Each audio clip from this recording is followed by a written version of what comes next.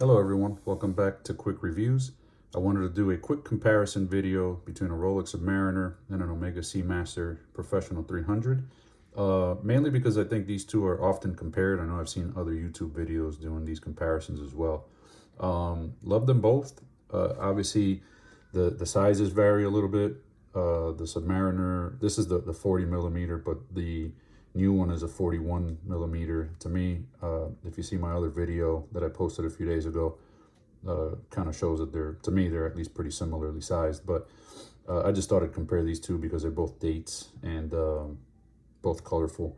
But as far as the Rolex, 41 millimeter, this one's now, the Omega is now 42. Lug width on the new Rolex is 21 millimeter. This one here is 20. Whereas the Seamaster is also 20.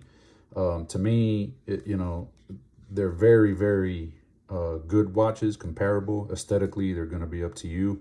I'll tell you some of the key differences that I find. So obviously, price and availability. Rolex, much more expensive and very difficult to find. So on the gray market would be even more expensive.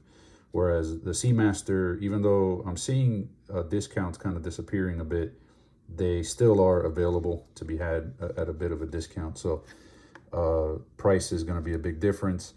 The thickness, of course, the Rolex is thinner than the Seamaster, but I do kind of like for what I use it, which is a bit of like a summer watch, a pool watch, that kind of thing. It is a lot of wrist presence, and I like the size of it. So it's your mileage is going to vary with what you prefer. The helium escape valve obviously would be, in theory, a better feature, I guess, technologically speaking. But this is a big issue with some people. Some people love it, some people hate it.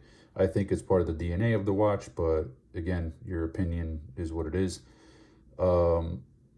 The sword hands, of course, make a difference if you like that or not. So aesthetically, I'm going to leave that up to the viewer with whatever it is that you like. Nobody's going to really change your mind. I just want to give my opinions on the differences. Helium escape valve, no helium escape valve, both 300 meters, similarly sized, even though the Seamaster is a little bigger, like we discussed, and a little thicker.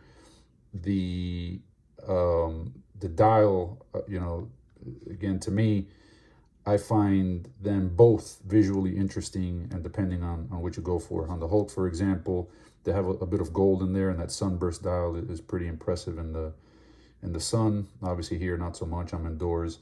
Whereas the wave dial, equally impressive in a different way with the ceramic dial there. The bezel action, I'll let you hear these separately, but I don't think anything beats the Submariner in my opinion.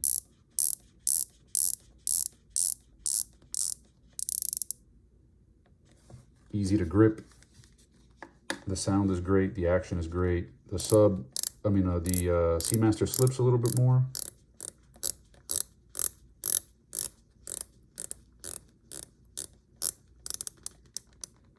But still very responsive. A lot better than years past, I would say. I think that they're both very good, but I would give the nod obviously to the Submariner there. And the bracelet, this has a glide lock. This one I do have the bracelet for on the Seamaster, but did not put it on it because I quite frankly don't like it at all. Again, your mileage may vary there, but it doesn't taper at all. It's very heavy. I think it just changes the watch completely, and I don't like it on it at all. Some people love it and find it, again, part of the DNA of the Seamaster. I don't wear it on there at all. The rubber I love though, so it changes up the watch a little bit for me as well. The other difference would be, and I'll take it off of here so that you can see, would be that the Seamaster has the display case back, and it's showing off that coaxial escapement movement, the 8800 that Omega uses. So I would say that they're different. I know folks might say that the Seamaster has the superior movement. I think superior maybe in terms of anti-magnetism, could be accuracy. I don't know. I still like the -2 to +2 superlative chronometer versus a 0 to +5.